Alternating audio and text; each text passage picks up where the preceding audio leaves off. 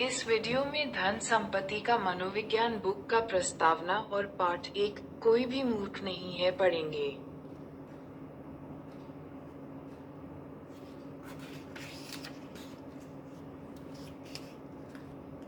समर्पित है। मेरे माता पिता जो मुझे सिखाते हैं, ग्रेचेन जो मेरा मार्गदर्शन करती हैं, माइल्स और रीज जो मुझे प्रेरित करते हैं।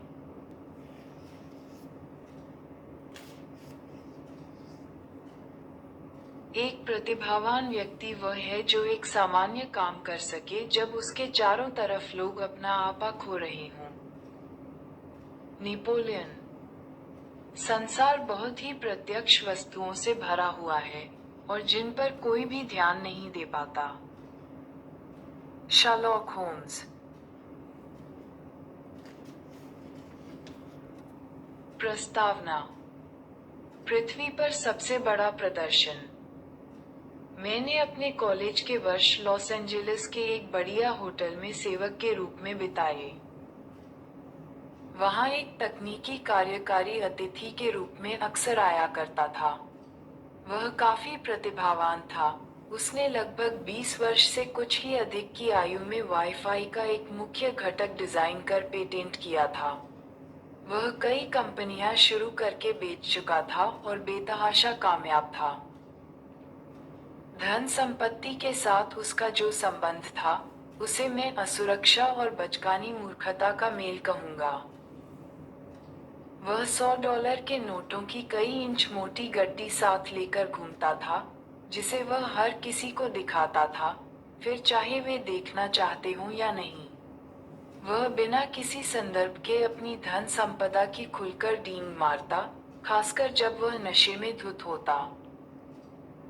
एक दिन उसने मेरे एक सहकर्मी को कई $1000 की रकम दी और कहा, गली में जो जवाहरात की दुकान है, वहां जाओ और $1000 के कुछ सोने के सिक्के लेकर आओ। 1 घंटे बाद, हाथ में सोने के सिक्के लिए, वह कार्यकारी और उसके दोस्त एक डॉक के चारों तरफ इकट्ठा हो गए जो प्रशांत महासागर के सामने था।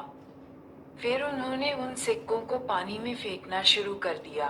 वे उन सिक्कों को कंकरों की तरह उछालते और फिर किसका सिक्का सबसे दूर गया, इस बात पर बहस करते और ठहाके मारकर हंसते। सिर्फ मनोरंजन के लिए। कुछ दिनों बाद उसने होटल के रेस्तरां में एक लैंप तोड़ दिया। एक मैनेजर ने उससे कहा कि वह $500 का लैंप था और उसे उसकी भरपाई करनी होगी। तुम्हें $500 चाहिए? कार्यकारी ने अविश्वासपूर्वक पूछा और जेब से नोटों की एक गड्डी निकालकर मैनेजर को देते हुए कहा, ये रहे $5000। अब मेरे सामने से दफा हो जाओ और फिर कभी भी दोबारा इस तरह मेरी बेइज्जती मत करना। आप सोच रहे होंगे कि आखिर इस तरह का व्यवहार कब तक चल सकता था, और इसका जवाब है, ज्यादा दिन नहीं। कई वर्षों बाद मुझे पता चला कि वह दिवालिया हो गया। इस किताब का आधार यह है कि धन संपत्ति के मामले में आप कितना अच्छा प्रबंधन करते हैं, यह इस पर कम निर्भर करता है कि आप कितने होशियार हैं और इस पर ज्यादा कि आपका व्यवहार कैसा है। और व्यवहार सिखाना कठिन कार्य है, उन्हें भी जो वास्तव में होशियार हैं। एक प्रतिभाशाली व्यक्ति जो अपनी भावनाओं का नियंत्रण खो दे, एक वित्तीय आपदा हो सकता है। इसका विपरीत भी उतना ही सत्य है। सामान्य व्यक्ति जिन्हें वित्तीय ज्ञान नहीं है, धनी हो सकते हैं अगर उनके पास कुछ ऐसे व्यवहारिक कौशल हों जिनके लिए बुद्धिमत्ता की औपचारिक युक्तियों की आवश्यकता नहीं होती। मेरी पसंदीदा विकिपीडिया प्रविष्टि आरंभ होती है। रोनाल्ड जेम्स रीड एक अमेरिकी जनहितैषी, निवेशक, जैनेटर और गैस स्टेशन परिचित थे। रोनाल्ड रीड का जन्म ग्रामीण वर्मोंट में हुआ। वे अपने परिवार से हाई स्कूल पास करने वाले पहले सदस्य थे। यह इसलिए भी और अधिक प्रभावशाली है कि वे प्रतिदिन रास्ते में अन्य लोगों से लिफ्ट लेकर कैंपस जाया करते थे।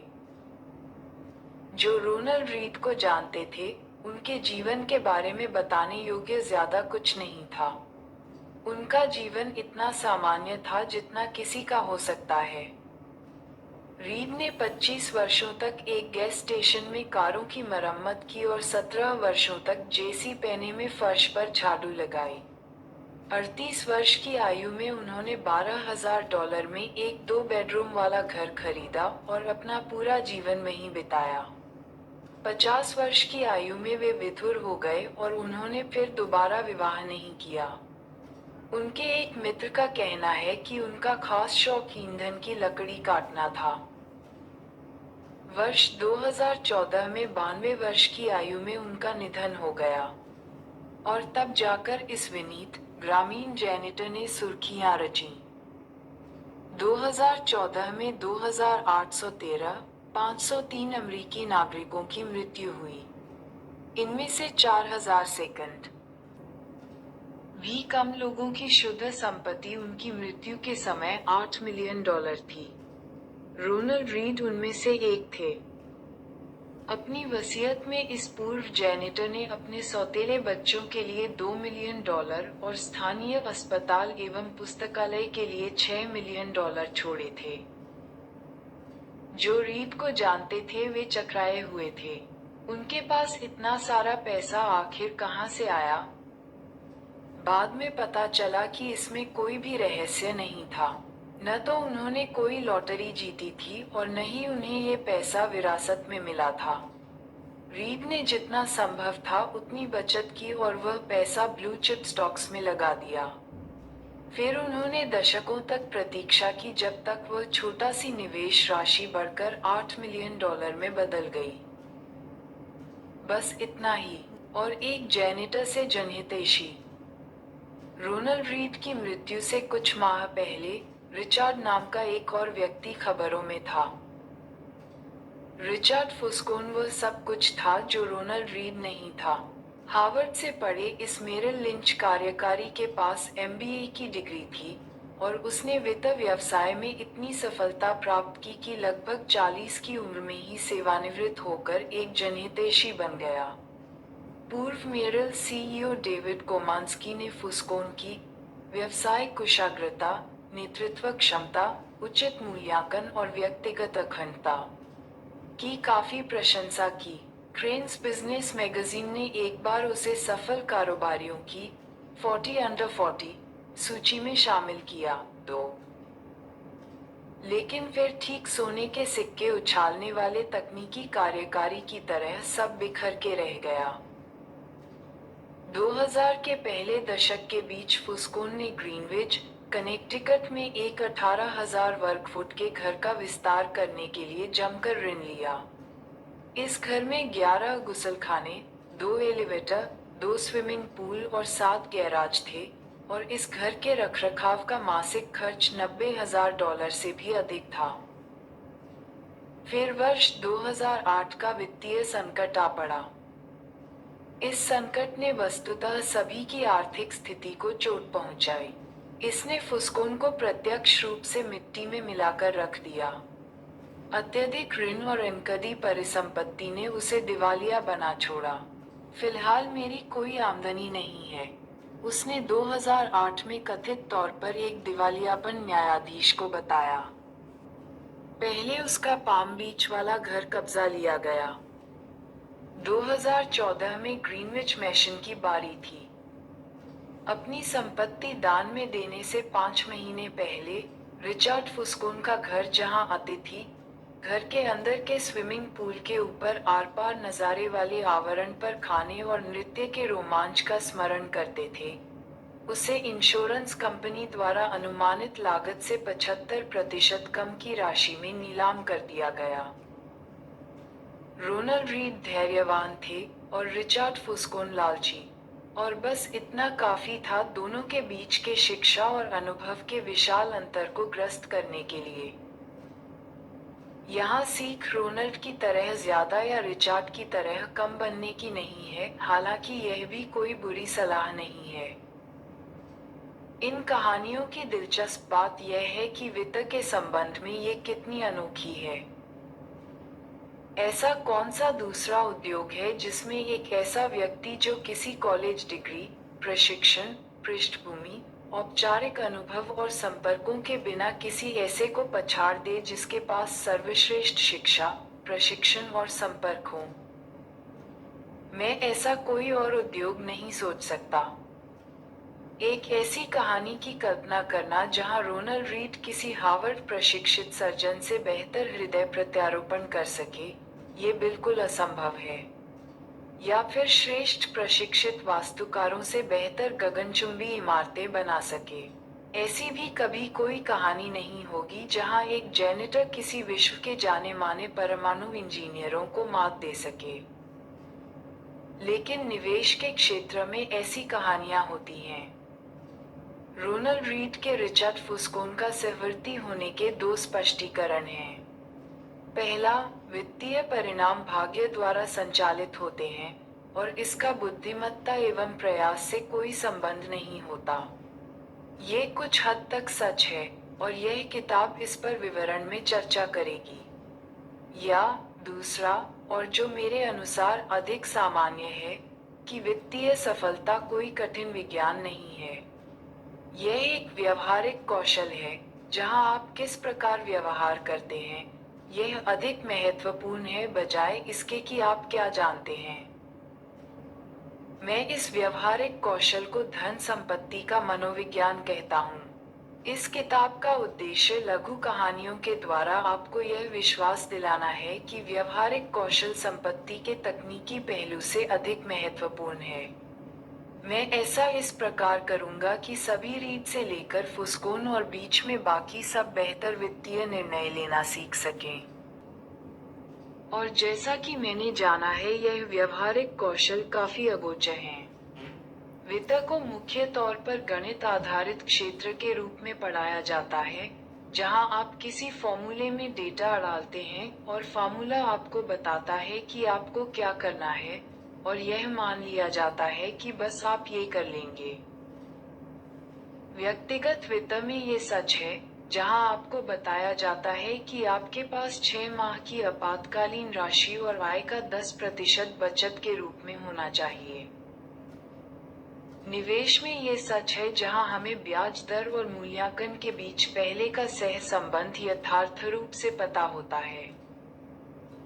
और यह कॉर्पोरेट वित्त में भी लागू होता है, जहां सीएफओ पूंजी का सटीक मूल्य माप सकते हैं।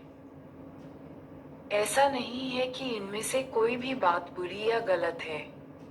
बात यह है कि यह जानने से कि क्या करना है, आपको ये पता नहीं चलता कि जब आप ऐसा करने की कोशिश करेंगे तो आपके दिमाग में क्या कुछ होगा। दो विषय ऐसे हैं जो सभी को प्रभावित करते हैं, फिर चाहे आप उनमें दिलचस्पी रखते हों या नहीं: स्वास्थ्य और धन। स्वास्थ्य सेवा उद्योग आधुनिक विज्ञान की एक विजय है जिससे विश्व भर में आयु संभाव्यता बढ़ रही है। वैज्ञानिक आविष्कारों ने मानव शरीर के क्रिया संबंधी डॉक्टरों के पुराने विचारों को पलट कर रख दिया है और इसके कारण वस्तुतः सभी अधिक स्वस्थ हैं। धन, उद्योग, निवेश, व्यक्तिगत वित्त, व्यवसाय आयोजन, यह अलग ही कहानी है। वित्त ने पिछले 2 दशकों में विश्वविद्यालयों से सबसे होशियार दिमाग वालों को बटोरा है। 1 दशक पहले प्रिंसटन स्कूल ऑफ इंजीनियरिंग में फाइनेंशियल इंजीनियरिंग सबसे लोकप्रिय मुख्य विषय था। क्या यह इस बात का प्रमाण है कि इससे हम बेहतर निवेशक बने हैं? मुझे तो ऐसा नहीं लगता। वर्षों की सामूहिक प्रयत्न त्रुटि विधि से हमने बेहतर किसान, कुशल प्लम्बर और विकसित रसायनज्ञ बनना सीखा है। लेकिन क्या प्रयत्न त्रुटि विधि ने हमें अपने व्यक्तिगत वित्त में बेहतर होना सिखाया है? क्या ऋण में डूबने की हमारी संभावना कम हुई है? या फिर क्या हम बुरे दिनों के लिए बचत करने के लिए अधिक योग्य हैं? या सेवानिवृत्त होने को अधिक तैयार हैं? या फिर धन दौलत हमारे सुख के लिए क्या करती है और क्या नहीं? क्या इस बारे में हमारे विचार यथार्थवादी हैं? मैंने तो इन बातों का कोई दमदार प्रमाण नहीं देखा। मेरे अनुसार ऐसा होने का कारण ये है कि हम धन दौलत के बारे में जो सोचते हैं और सीखते हैं वह बिल्कुल उसी प्रकार है जैसे हम भौतिक विज्ञान सीखते हैं, नियमों और विधियों के साथ, और न कि मनोविज्ञान की तरह भावनाओं और बारीकी से। और यह मेरे लिए उतना ही दिलचस्प है जितना आवश्यक। पैसा हर जगह है, ये हम सबको प्रभावित करता है और हम में से अधिकांश को भ्रमित भी। हर कोई पैसे के बारे में कुछ अलग ही ढंग से सोचता है। ये हमें ऐसे सबक सिखाता है जो हमारे जीवन के कई पहलुओं में लागू होते हैं, जैसे जोखिम उठाना, आत्मविश्वास और सुख। कुछ विषय ऐसे हैं जो ये जानने और समझने के लिए अधिक शक्तिशाली आवर्धक लेंस प्रदान करते हैं कि लोग जिस प्रकार पैसे के प्रति आचरण करते हैं, वे आखिर ऐसा क्यों करते हैं। ये पृथ्वी पर सबसे बड़े प्रदर्शनों में से एक है। धन दौलत के मनोविज्ञान के प्रति मेरा स्वयं का अभिमूल्यन इस विषय पर 1 दशक से भी अधिक लेखन के द्वारा विकसित हुआ है। मैंने वित्त संबंधी लेखन 2008 के शुरुआती दिनों में आरंभ किया। यह एक वित्तीय संकट का घोर काल था और 80 वर्षों की सबसे बुरी मंदी। ये लिखने के लिए कि क्या हो रहा है, मेरे लिए ये समझना आवश्यक था कि आखिर क्या हो रहा था। लेकिन इस वित्तीय संकट के बाद सबसे पहली चीज जो मैंने सीखी वह ये थी कि कोई भी यथार्थ रूप से नहीं बता सकता था कि क्या हुआ और क्यों, और इसे लेकर क्या सकते थे वह तो दूर की बात थी। हर अच्छे स्पष्टीकरण के लिए उतना ही विश्वसनीय खनन भी था। इंजीनियर किसी पुल के ढहने का कारण बता सकते हैं क्योंकि इस बात पर सहमति है कि अगर किसी हिस्से में एक निश्चित मात्रा में बल डाला जाए तो वह हिस्सा टूट जाएगा। भौतिक विज्ञान विवादास्पद नहीं होता, वह नियमों से चलता है। वित्त अलग है, ये लोगों के आचरण से चलता है, और मैं कैसा व्यवहार करता हूँ यह मेरे लिए सही हो सकता है, पर फिर भी आपको मूर्खतापूर्ण लग सकता है। वित्तीय संकट के बारे में जितना मैंने पढ़ा और लिखा, उतना ही मुझे एहसास हुआ कि आप इसे वित्त के बजाय मनोविज्ञान और इतिहास के लेंस के द्वारा बेहतर समझ सकते हैं। ये समझने के लिए कि लोग ऋण में क्यों डूब जाते हैं, आपको ब्याज दर का अध्ययन करने की आवश्यकता नहीं है। आवश्यकता यह है कि आप लालच, असुरक्षा और आशावाद के इतिहास का अध्ययन करें। ये जानने के लिए कि निवेशक बियर मार्केट के तल पर क्यों बेच देते हैं, आपको भविष्य के अपेक्षित रिटर्न का गणित समझने की आवश्यकता नहीं। आवश्यकता यह है कि आप उस व्यथा के बारे में सोचें जो आपको अपने परिवार की ओर देखकर होगी यदि आपके निवेश उनके भविष्य को खतरे में डाल रहे हों। मुझे वोल्टेयर का यह अवलोकन बहुत पसंद है कि इतिहास कभी खुद को नहीं दोहराता, मनुष्य हमेशा दोहराता है। पैसे को लेकर हमारा आचरण कैसा है, इस बात पर यह बहुत अच्छे से लागू होता है। 2018 में मैंने उन 20 सबसे महत्वपूर्ण खामियों, पूर्वाग्रह और बुरे व्यवहार के कारणों को रेखांकित करते हुए एक रिपोर्ट लिखी, जिन्हें मैंने धन संबंधी लेन देन में लोगों को प्रभावित करते देखा है। इसका शीर्षक धन संपत्ति का मनोविज्ञान था और लगभग 10 लाख से भी अधिक लोगों ने इसे पढ़ा। इस किताब ने इस विषय का और गहराई से अवलोकन किया है। रिपोर्ट में से कुछ लघु पैसेज बिना बदलाव के लिए गए हैं। आपके हाथ में फिलहाल ये 20 अध्याय हैं, जिनमें से हर एक मेरे अनुसार धन संपत्ति के मनोविज्ञान की सबसे महत्वपूर्ण और प्रति अंतःप्रज्ञात्मक विशेषताओं का वर्णन करता है। सभी अध्याय एक मूल विषय के इर्द गिर्द घूमते हैं, लेकिन साथ ही अपना एक अस्तित्व भी रखते हैं और स्वतंत्र रूप से भी पढ़े जा सकते हैं। यह एक लंबी किताब नहीं है। आपका स्वागत है। अधिकतर पाठक उन पुस्तकों को समाप्त नहीं कर पाते जिन्हें वे पढ़ना आरंभ करते हैं, क्योंकि अधिकांश इकलौते विषयों को 300 पृष्ठों के विवरण की आवश्यकता नहीं होती। इसके बदले मैं 20 लघु बिंदु लिखना पसंद करूंगा जिन्हें आप समाप्त कर सकें, बजाय एक लंबी किताब के जिसे आप बीच में पढ़ना छोड़ दें। और अब हम आगे बढ़ते हैं। 1. कोई भी मूर्ख नहीं है।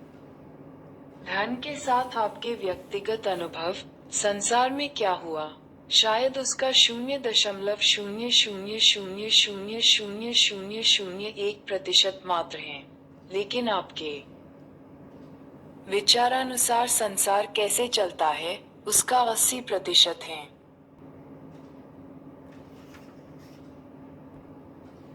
मैं आपको एक समस्या के बारे में बताना चाहूंगा। इसे जानकर आप अपने पैसों के साथ क्या करते हैं इस बारे में बेहतर महसूस करेंगे, और दूसरे अपने पैसों के साथ क्या करते हैं इस बारे में कम आलोचनात्मक। लोग पैसों के साथ कुछ मूर्खतापूर्ण हरकतें करते जरूर हैं, लेकिन कोई भी मूर्ख नहीं है। बात असल में ये है, अलग अलग पीढ़ियों के लोग, जिनका पालन पोषण करने वाले माता पिता की आय अलग है, जीवन मूल्य अलग हैं, जो विश्व के विभिन्न क्षेत्रों में अलग अलग अर्थव्यवस्था में जन्मे, जिन्होंने अलग अलग जॉब मार्केट में विविध प्रकार के प्रोत्साहन और भाग्य का अनुभव किया, वे एक दूसरे से बहुत अलग पाठ सीखते हैं। दुनिया कैसे चलती है, इस बारे में हर किसी का अपना ही अनुभव होता है, और जो आपने अनुभव किया है वह कहीं अधिक प्रभावशाली है उसके मुकाबले जो आप किसी और से सुनते या सीखते हैं। इसलिए हम सब, आप, मैं और हर व्यक्ति धन दौलत कैसे काम करती है, इससे संबंधी अपने मूल्यों के सहारे अपना जीवन गुजारते हैं, और अलग अलग लोगों के लिए इन मूल्यों में जमीन आसमान का फर्क हो सकता है। जो आपको मूर्खतापूर्ण लगे वह मेरे लिए मायने रख सकता है। जो व्यक्ति गरीबी में पला बड़ा वह जोखिम और प्रतिफल के बारे में जैसे सोचता है, एक समृद्ध बैंकर की संतान चाहे भी तो वैसे न सोच पाए। एक व्यक्ति जो ऐसे समय में पला बड़ा जब मुद्रास्फीति की दर अधिक थी, उसने वह अनुभव किया जो उस व्यक्ति को नहीं करना पड़ा जो स्थिर कीमतों के बीच पला बड़ा। एक स्टॉक ब्रोकर जिसने महामंदी में अपना सब कुछ गंवा दिया, उसने जो अनुभव किया, 1990 के दशक के वैभव में काम करने वाला एक तकनीकी कर्मचारी उसकी कल्पना भी नहीं कर सकता। एक ऑस्ट्रेलियन जिसने 30 वर्षों में कोई आर्थिक मंदी नहीं देखी, उसने कुछ ऐसा अनुभव किया है जो किसी अमेरिकी नागरिक ने कभी नहीं किया। बस इतना ही नहीं, अनुभवों की यह सूची असंख्य है। आप धन दौलत के बारे में कुछ ऐसा जानते हैं जो मैं नहीं जानता, और इसका विपरीत भी उतना ही सच है। जिन धारणाओं, उद्देश्यों, पूर्वानुमानों के साथ आप अपना जीवन जीते हैं, वह मुझसे अलग हो सकता है। ऐसा इसलिए नहीं है कि हम में से एक दूसरे से अधिक होशियार है या अधिक जानकारी रखता है। ऐसा इसलिए है कि हमारे जीवन अलग हैं, जो हमारे विविध और बराबरी के ठोस अनुभवों से रचे हैं। धन के साथ आपके व्यक्तिगत अनुभव, संसार में क्या हुआ, शायद उसका 0.000000001% मात्र है, लेकिन आपके विचारानुसार संसार कैसे चलता है, उसका 80% है। इसलिए समान रूप से होशियार लोग इस बात पर बहस कर सकते हैं कि मंदी कैसे और क्यों होती है, आपको निवेश कैसे करना चाहिए, आपको किसे प्राथमिकता देनी चाहिए, कितना जोखिम उठाना चाहिए आदि। 1930 के अमेरिका पराखी अपनी किताब में फ्रेडरिक लुईस एल्नर ने लिखा कि महामंदी ने लाखों अमेरिकियों को उनके शेष जीवनकाल के लिए अंदरूनी तौर पर प्रभावित किया है, लेकिन अनुभवों में काफी विभिन्नता थी। 25 वर्ष बाद जब जॉन एफ कैनेडी राष्ट्रपति चुनाव लड़ रहे थे, एक रिपोर्टर ने उनसे पूछा कि उन्हें महामंदी के बारे में क्या याद है। उन्होंने टिप्पणी की, मुझे महामंदी के बारे में कोई प्रत्यक्ष जानकारी नहीं। मेरा परिवार दुनिया के सबसे धनी परिवारों में से एक था और यह उस समय काफी था। हमारे पास बड़े घर, नौकर चाकर थे और हम बहुत घुमा फिरा करते थे। जो चीज मैंने प्रत्यक्ष रूप से देखी वह बस ये थी कि मेरे पिता ने कुछ और मौलियों को सिर्फ इसलिए काम पर रखा कि उन्हें नौकरी मिल जाए जिससे वे अपना पेट भर सकें। मुझे महामंदी के बारे में कुछ पता नहीं था जब तक मैंने हार्वर्ड में इसके बारे में नहीं पढ़ा। यह 1960 के चुनाव का एक मुख्य मुद्दा था। लोगों को लगा कि कैसे कोई ऐसा व्यक्ति अर्थव्यवस्था की बागडोर संभाल सकता था जिसे पिछली पीढ़ी के सबसे बड़े आर्थिक वृत्तांत की कोई जानकारी ही नहीं थी। इसका क्षतिपूरण काफी हद तक JFK के द्वितीय विश्व युद्ध के अनुभव के द्वारा हो गया। ये पिछली पीढ़ी में व्यापक एक दूसरा भावनात्मक अनुभव था, जो उनके मुख्य प्रतिद्वंदी हुबर्ट हम्फरे के पास नहीं था। एक ऑस्ट्रेलियन जिसने 30 वर्षों में कोई आर्थिक हमारे सामने चुनौती यह है कि अध्ययन या ग्रहणशीलता की कोई भी मात्रा भय और अनिश्चितता की शक्ति को उत्पन्न नहीं कर सकते। मैं इस बारे में पढ़ सकता हूँ कि महामंदी में अपना सब कुछ गंवा देना कैसा रहा होगा। लेकिन मेरे मन में उन लोगों की तरह भावनात्मक घाव नहीं है जिन्होंने वास्तव में यह अनुभव किया। और कोई ऐसा व्यक्ति जिसने ये सब अनुभव किया यह नहीं समझ सकता कि मेरे जैसा व्यक्ति स्टॉक्स खरीद कर रखने जैसे विषयों में असावधान कैसे हो सकता है। हम दुनिया को बिल्कुल अलग नजरिए से देखते हैं। स्प्रेडशीट बड़ी स्टॉक मार्केट गिरावटों की ऐतिहासिक आवृत्ति का मॉडल पेश कर सकती है, लेकिन स्प्रेडशीट उस भावना का मॉडल पेश नहीं कर सकती जो आप घर पहुंचकर अपने बच्चों की ओर देखकर सोचते हुए अनुभव करेंगे कि आपने ऐसी गलती की है जिससे उनका जीवन प्रभावित हो सकता है। इतिहास पढ़ने से आपको ये जरूर लगता है कि आप कुछ जानते हैं, लेकिन जब तक आपने उसे जिया न हो और उसके नतीजों को व्यक्तिगत तौर पर महसूस न किया हो, आप उसे इतना नहीं समझ पाएंगे जिससे आपके व्यवहार में बदलाव आ सके। हम सबको लगता है कि हम जानते हैं कि दुनिया कैसे चलती है, लेकिन हम सबने इसके एक तिनके मात्र का ही अनुभव किया है।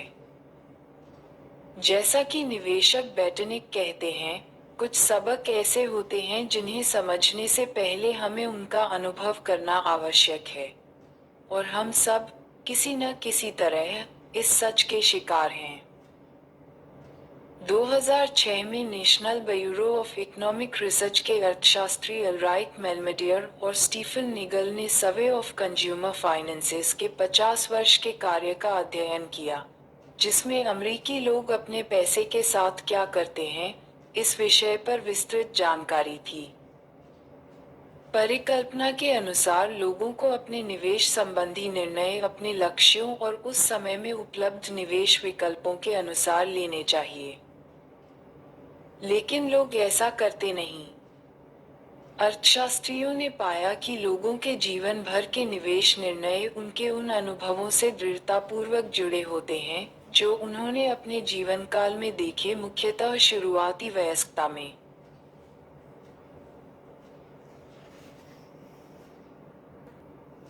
अगर आप ऐसे समय में बड़े हुए जब मुद्रास्फीति की दर अधिक थी, तो आपने आगे जाकर अपना पैसा बॉन्ड में कम निवेश किया, उनके मुकाबले जो कम मुद्रास्फीति के समय में पले बढ़े। यदि आप ऐसे समय में पले बढ़े जब स्टॉक मार्केट मजबूत था, तो आपने आगे जाकर अपना पैसा बॉन्ड में अधिक निवेश किया, उनके मुकाबले जो स्टॉक मार्केट कमजोर होने के समय में पले बढ़े। अर्थशास्त्रियों ने लिखा, हमारी खोज दर्शाती है कि एक निवेशक की जोखिम उठाने की स्वेच्छा उसके व्यक्तिगत इतिहास पर निर्भर करती है, न तो बुद्धिमत्ता, न शिक्षा और न ही परिष्करण, मात्र सहयोग कि आप कब और कहां जन्मे। फाइनेंशियल टाइम्स ने 2019 में प्रसिद्ध बॉन्ड मैनेजर बिल ग्रॉस का साक्षात्कार किया। ग्रॉस मानते हैं कि आज वे जहां हैं वहां नहीं होते अगर वे एक दशक पहले या बाद जन्मे होते, लेख का कहना था। ग्रॉस के करियर ने बढती ब्याज दरों के साथ अच्छा मेल खाया, जिससे बॉन्ड की कीमतों को अनुवाद मिल गया। इस तरह की घटनाओं से न सिर्फ आपको मिलने वाले अवसर प्रभावित होते हैं, इससे जब वे अवसर आपकी ओर आते हैं तो उन अवसरों के बारे में आपकी सोच भी प्रभावित होती है।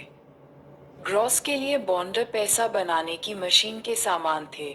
उनके पिता की पीढ़ी के लिए, जो मुद्रास्फीति की ऊंची दर के समय बड़े हुए और उसे झेला, बॉन्ड धन भस्मक प्रतीत होंगे।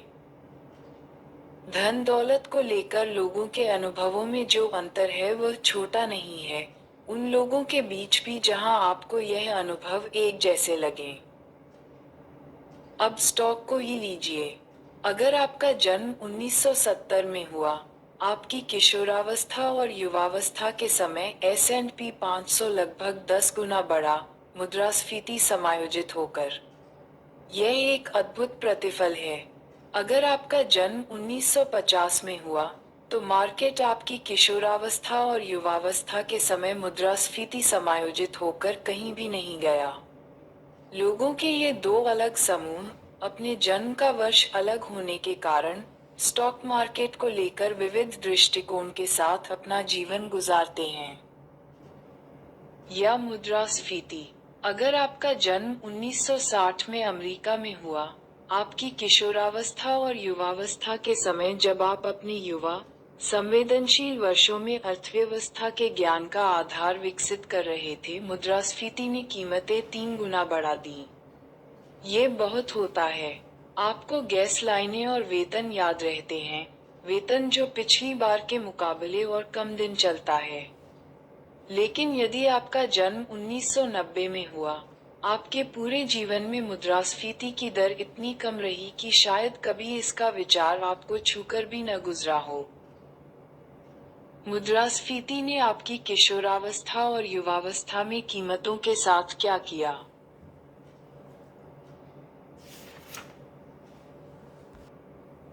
अमेरिका का राष्ट्रव्यापी बेरोजगार नवंबर 2009 में 10% था, लेकिन 16-19 वर्ष के अफ्रीकी अमेरिकी किशोरों के बीच बेरोजगार दर 49% थी। 45 वर्ष से अधिक आयु की कॉकेशियन महिलाएं, जिनके पास कॉलेज डिग्री थी, उनके लिए ये दर 4% थी। जर्मनी और जापान में द्वितीय विश्व युद्ध के दौरान स्थानीय स्टॉक मार्केट का पूरी तरह से सफाया हो गया। पूरे क्षेत्र बमबारी से नष्ट हो गए थे। युद्ध के अंत में जर्मन खेतों में मात्र इतना ही अनाज उत्पन्न हो पा रहा था कि देश के नागरिक प्रतिदिन 1000 कैलोरी का उपभोग कर सकें। अब इसकी तुलना यूएस से करें, जहां स्टॉक मार्केट 1941 से 1945 के बीच 2 गुना से भी अधिक बढ़ गया, और वहां की अर्थव्यवस्था पिछले 2 दशकों में सबसे दृढ़ हो गई। इन दोनों समूहों के सदस्यों से कोई ऐसी अपेक्षा नहीं कर सकता कि वे अपना जीवन मुद्रास्फीति के बारे में एक समान दृष्टिकोण के साथ बिताएंगे, या फिर स्टॉक मार्केट, या बेरोजगार, या आमतौर पर पैसे के बारे में। किसी को भी उनसे वित्तीय जानकारी पर समान रूप से प्रतिक्रिया करने की अपेक्षा नहीं करनी चाहिए। किसी को भी ऐसा नहीं मानना चाहिए कि वे समान प्रेरकों से प्रभावित होते हैं। किसी को भी यह अपेक्षा नहीं करनी चाहिए कि वे एक समान स्रोत से मिलने वाली सलाह पर विश्वास करेंगे। क्या मायने रखता है, क्या बहुमूल्य है, आगे क्या होने वाला है, और आगे बढ़ने का सबसे अच्छा रास्ता कौन सा है, किसी को भी ऐसी अपेक्षा नहीं करनी चाहिए कि वे इन सब विषयों पर एक दूसरे से सहमत होंगे। धन दौलत को लेकर उनकी धारणाएं अलग अलग दुनिया में विकसित हुई, और जब ऐसा होता है, धन को लेकर जो धारणा एक समूह को घोर लगे, वह दूसरे के लिए पूरी तरह से मायने रख सकती है। कुछ साल पहले द न्यूयॉर्क टाइम्स ने महाकाय ताइवानी इलेक्ट्रॉनिक्स निर्माता फॉक्सकॉन की कार्य परिस्थितियों पर एक वृत्तांत किया। परिस्थितियां अक्सर घोर होती हैं। पाठक उचित रूप से नाराज थे, लेकिन इस कहानी पर एक दिलचस्प प्रतिक्रिया एक चाइनीज कर्मी के भांजे की ओर से आई। जिसने कमेंट सेक्शन में लिखा था, मेरी आंटी ने कई साल वहां काम किया, जिसे अमेरिकी स्वेट शॉप यानी शोषण करने वाली दुकान कहते हैं। ये बहुत मेहनत का काम था। लंबे घंटे, कम मेहनताना, खराब कार्य परिस्थितियां। क्या आप जानते हैं कि वहां काम करने से पहले मेरी आंटी क्या करती थी? वह एक वेश्या थी। उस पुरानी जीवन शैली की तुलना में एक स्वेट शॉप में काम करने का विचार मेरे अनुसार एक सुधार है। मैं जानता हूँ कि मेरी आंटी कुछ चिल्लर के लिए कई पुरुषों द्वारा अपने शरीर का शोषण करने के बजाय कुछ डॉलर के लिए किसी दुष्ट पूंजीपति मालिक के हाथों शोषित होना पसंद करेगी। इसलिए मैं बहुत से अमेरिकियों की सोच से नाराज हूँ। हमारे पास पश्चिमवासियों जैसे अवसर नहीं हैं। हमारी सरकारी संरचना अलग है। ये देश अलग है। हाँ, फैक्ट्री के काम में कड़ी मेहनत लगती है। क्या ये बेहतर हो सकता है? हाँ, लेकिन सिर्फ तब जब आप इस तरह से अमेरिकी नौकरियों की तुलना करें। मुझे नहीं पता इसका क्या मतलब निकाला जाए। मेरा एक हिस्सा इसका तीक्ष्ण रूप से विरोध करना चाहता है, लेकिन मेरा एक और हिस्सा समझना चाहता है। लेकिन मुख्यतः यह एक उदाहरण है कि किस प्रकार अलग अलग अनुभव किसी विषय पर इतनी विविध धारणाओं को जन्म देते हैं कि एक गुट को सहज ही लगता है कि सब श्वेत या श्याम होना चाहिए। धन दौलत को लेकर जब भी लोग कोई निर्णय लेते हैं, उस क्षण में उपलब्ध जानकारी को अपने अद्वितीय दिमागी मॉडल में अड़ालते हैं, जो उन्हें ये बताता है दुनिया कैसे चलती है, और इसके आधार पर उस निर्णय को उचित ठहराते हैं। वे लोग अपनी जानकारी में गलत हो सकते हैं। उनकी जानकारी अधूरी हो सकती है। वे गणित में अनिपुण हो सकते हैं। वे विभत्स मार्केटिंग की बातों में आ सकते हैं। या हो सकता है कि उन्हें अंदाजा ही न हो कि वे क्या कर रहे हैं। वे अपने काम के नतीजों को गलत तरह से आंक सकते हैं। ओह, क्या ऐसा नहीं हो सकता? लेकिन हर वह निर्णय जो लोग लेते हैं, वह उनके लिए मायने रखता है और उनके अनुसार सभी आवश्यक पहलुओं की पूर्ति करता है। वे खुद को एक ऐसी कहानी सुनाते हैं, जिसमें वे क्या कर रहे हैं और क्यों, इसका वर्णन होता है, और यह कहानी उनके खुद के अद्वितीय अनुभव से रचित होती है। एक साधारण सा उदाहरण लीजिए, लॉटरी के टिकट। अमेरिकी लोग फिल्मों, वीडियो गेम, संगीत, खेलकूद प्रतिस्पर्धा, किताबों के कुल खर्च से अधिक पैसा उन पर खर्च करते हैं। और उन्हें कौन खरीदता है? मुख्यतः गरीब लोग। यूएस में न्यूनतम आय परिवार प्रतिवर्ष औसतन $412 लोटो टिकट पर खर्च करते हैं, जो उच्चतम आय परिवारों से 4 गुना अधिक है। 40%। अमेरिकी आपदा के समय $400 नहीं जुटा पाते, जिसका अर्थ यह है, वे लोग जो लॉटरी के टिकट के लिए $400 खर्च करते हैं, ये सामान्यतः वही लोग हैं जो कहते हैं कि आपदा के समय वे $400 का प्रबंध नहीं कर सकते।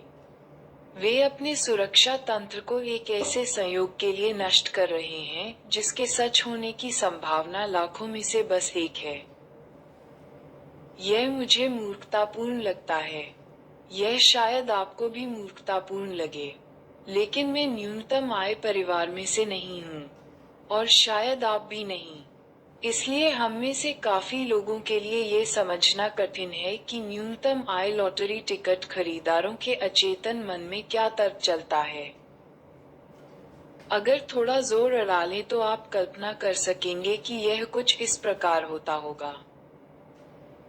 हम एक पगार से दूसरी पगार के बीच किसी तरह जीते हैं और बचत की तो दूर तक भी संभावना नहीं।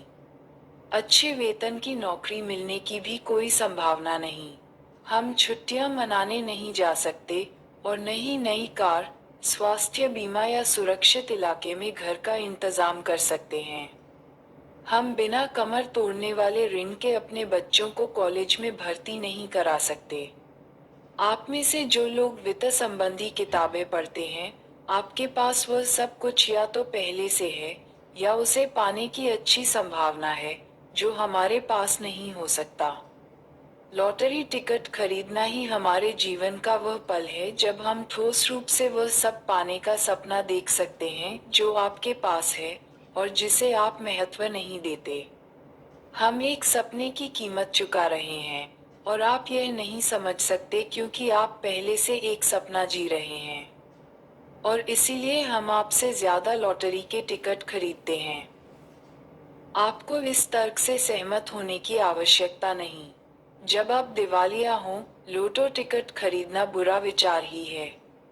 लेकिन मैं समझ सकता हूँ कि लोटो टिकट की बिक्री क्यों चलती रहती है। और यह विचार जो आप कर रहे हैं वह मूर्खतापूर्ण है, लेकिन मैं समझ सकता हूँ कि आप ऐसा क्यों कर रहे हैं। इससे हमारे कई वित्त संबंधी निर्णयों के आधार का अनावरण होता है। कुछ लोग वित्तीय निर्णय पूर्ण रूप से एक स्प्रेडशीट के द्वारा करते हैं। वे खाने की मेज पर या कंपनी की किसी मीटिंग में उन्हें बनाते हैं। ऐसे स्थान जहां व्यक्तिगत इतिहास, संसार के प्रति आपका अद्वितीय दृष्टिकोण, अहंकार, अभिमान, मार्केटिंग और विचिन प्रेरक साथ मिलकर एक ऐसा वृत्तांत बनाते हैं जो आपके लिए काम करता हो।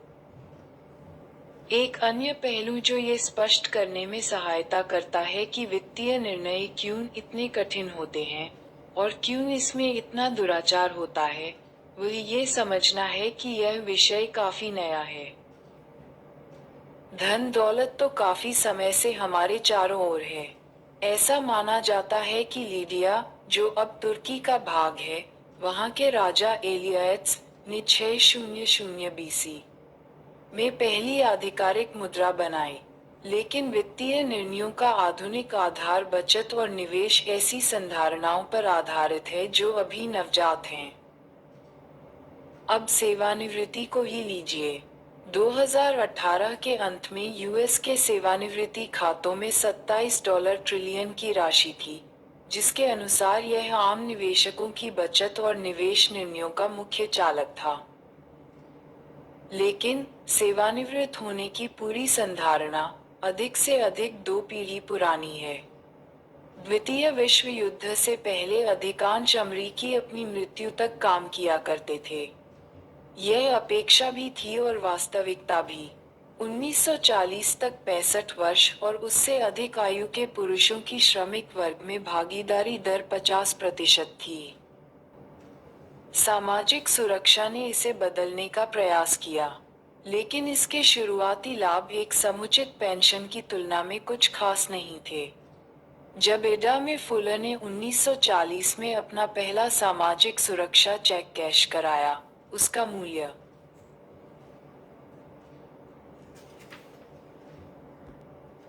$22.54 था, या मुद्रास्फीति से समायोजित होकर $14।